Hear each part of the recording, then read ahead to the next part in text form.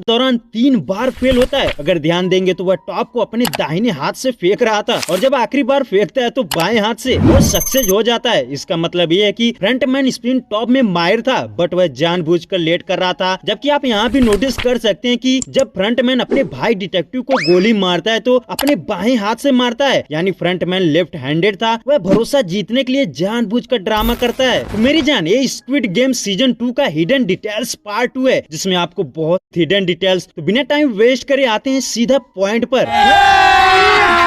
अभी मजा आएगा ना भिड़ो। Details number 2। Well, episode number 3 में जब पहली गेम स्टार्ट होने वाली होती है तो ध्यान देने वाली बात है कि जब पहली बार गार्ड प्लेयर्स के सामने आते हैं तो कोई भी गन नहीं लिए रहते। वहीं जब रेड लाइट और ग्रीन लाइट गेम खेलने के बाद लोगों के अंदर मौत का खौफ फैल जाता है तो लोग डरे होते हैं। तो जब सभी प्लेयर्स इकट्ठा होते हैं तो वही गार्ड्स इस बार गन लेकर आते हैं। अब ये फ्रंटमैन की स्मार्ट स्ट्रेटजी थी, क्योंकि अगर गेम शुरू होने से पहले ही गार्ड गन लेकर आते तो सभी प्लेयर्स डर जाते और खेलने से इनकार कर देते। Details number 3। क्या आपने ये नोटिस किया, जब पहली बार वोटिंग की जाती है और वोटिंग के लास्ट में प्लेयर्स नंबर 1 की बारी आती है तो वो फ्रंट मैन होता है। बट नोटिस करने वाली बात यह है कि जब वह इंटर करता है तो पीछे से इंटर करता है, यानी वह लाइन में खड़ा नहीं था, क्योंकि जब वह आता है तो सभी लोग पीछे की तरफ देखते हैं। एक्चुअली पीछे वाले भी पीछे ही देखते हैं, यानी कहने का मतलब ये है कि फ्रंट मैन चोरी से पीछे से आता है। बट ना जाने किसी ने भी उससे ये सवाल नहीं पूछा कि तुम अब तक कहाँ थे। तो फ्रंट मैन शुरू में ही हिंट दे दिया था कि मैं अलग से इंटर हो रहा हूँ।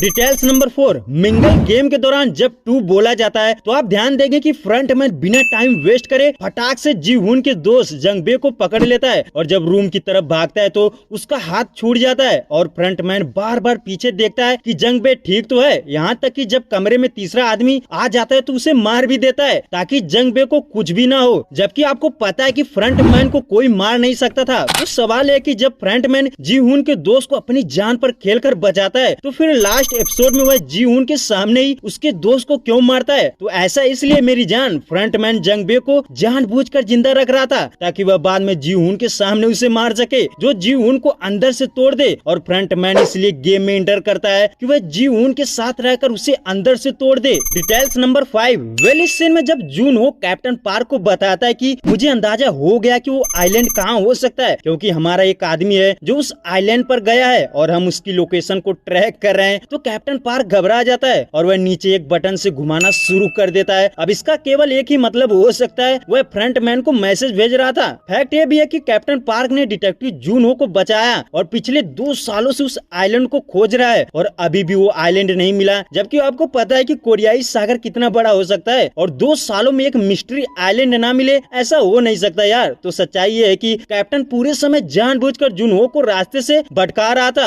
और ध्यान दे कि जब जून हो कहता है कि वह आइलैंड को खोजना छोड़ देगा तो कैप्टन पार्क शॉक हो जाता है। ऐसा इसलिए क्योंकि अगर जूनो वास्तव में आइलैंड की खोज छोड़ देता तो इसका मतलब यह होगा कि कैप्टन पार्क अब जून हो पर नजर नहीं रख सकता था, जबकि उसे नजर रखने के लिए ही बोला गया था। और फैक्ट ये भी है कि कैप्टन जानबूझकर जून हो को नहीं छोड़ना चाहता था, क्योंकि अगर कैप्टन आइलैंड खोजने से मना करता तो जून हो किसी दूसरे कैप्टन की मदद लेता और आइलैंड खोज भी लेता। नहीं तो भाई कौन बिना शॉर्ट के क्यों 2 सालों में एक मिस्ट्री आइलैंड को खोजेगा। Details number 6। क्या आपने नोटिस किया, फ्रंटमैन अभी भी अपने भाई से इमोशनली अटैच था, क्योंकि वह अपने भाई डिटेक्टिव जून हो को गोली मारता है तो वह साइड में मारता है ताकि वह मरे नहीं। फिर उसे समुद्र से बाहर निकालने और साथ रहने के लिए कैप्टन पार्क को ऑर्डर देता है और यही नहीं, वह उसे इस आइलैंड से दूर रखे और उस पर नजर रखे। Details number 7। स्क्विड गेम के सीजन 2 में इस बार हमें खिलाड़ियों के अलावा गार्ड्स के भी कुछ सीक्रेट देखने को मिलते हैं कि कैसे उन्हें भी इसके लिए मजबूर किया जा रहा है। और ये भी जानने को मिलता है कि कर्ज में डूबे प्लेयर्स की तरह गार्ड्स भी पैसों के लिए ही अपना काम कर रहे हैं और उन्हें भी प्लेयर्स की तरह ही बाहर दुनिया से लाया गया था।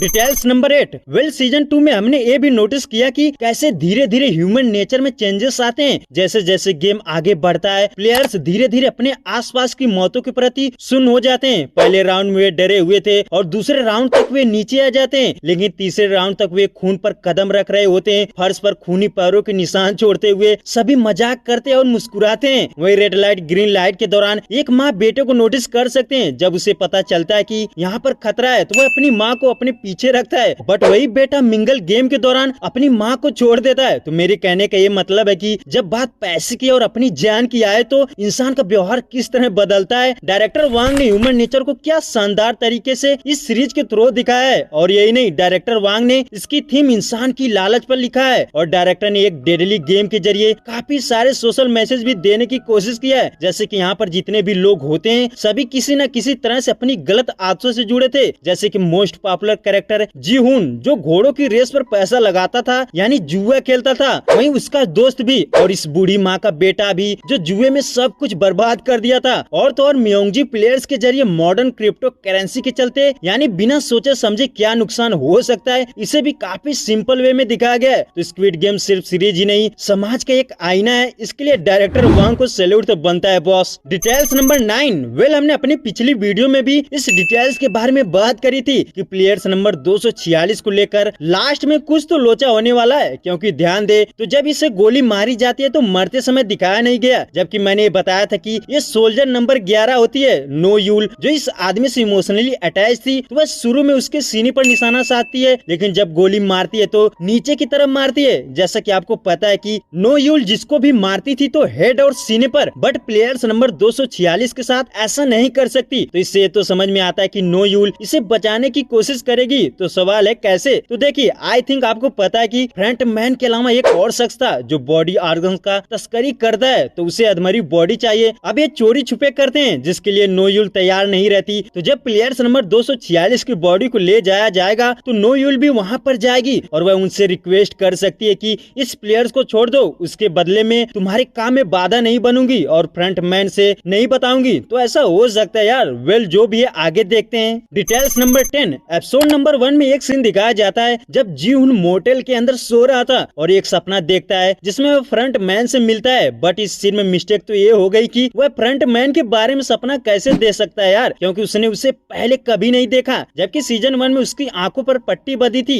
वेल अगर आपने कहीं देखा तो बता सकते हैं कि जीहुन फ्रंट मैन को कहाँ देखा था। मेरे हिसाब से तो नहीं। Details number 11। वेल हमें थेनोस नाम का एक प्लेयर दिखाया जाता है। इस सीन में जब वह अपना नाम बताता है तो ये लड़की बोलती है कि थेनोस तब तो तुम्हारे पास इन्फिनिटी स्टोन्स भी होंगे। तो थेनोस अपनी उंगली दिखाता है जिस पर लगे नेल पॉलिश एमसीयू के रियल विलेन थेनोस की इन्फिनिटी स्टोन्स को फोरशैडो कर रहे थे।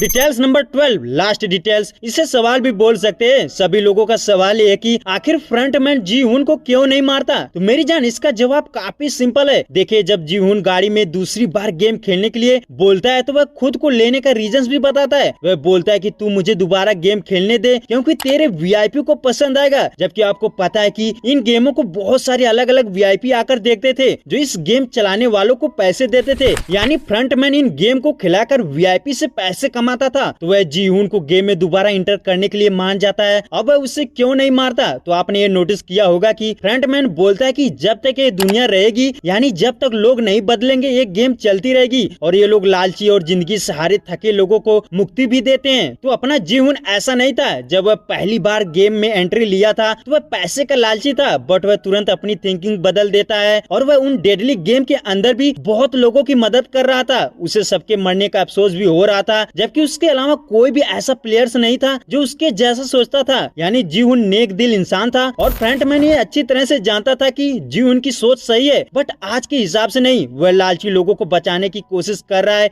इसलिए वह जीहुन को गेम में जिंदा रखता है और ये महसूस करवाता है कि देखो ये लोग पैसे के लिए कुछ भी कर सकते हैं और तुम इन्हें बचाने की सोच रहे हो। और कई जगह तो जीहुन की सोच बदलती भी नजर आती है, क्योंकि इस सीन में आप नोटिस करेंगे तो जब लाइट बंद होने वाली होती है तो उसे पता था कि वो प्लेयर्स यक्स वालों पर अटैक करेंगे, बट वह कहता है कि कुछ लोग मरेंगे तो मरने दो, हमें गेम चलाने वालों को मारना चाहिए। यानी वह यहाँ पर अपने यक्स वालों को नजरअंदाज करता है जिससे बहुत सारे लोग मारे जाते हैं। जीहुन चाहता तो यक्स वालों को सजग कर सकता था कि तुम पर अटैक होने वाला है, तुम लोग सजग रहना, बट ऐसा नहीं करता। और लास्ट में फ्रंटमैन का गेम में इंटर होने का मेन मकसद भी पूरा होता है। वह इसके दोस्त को उसके सामने ही मार देता है। यानी फ्रंटमैन जीहुन को गिल्टी फील कराने की कोशिश करता है कि देखो तुम्हारे चलते कितने लोगों की जान चली गई।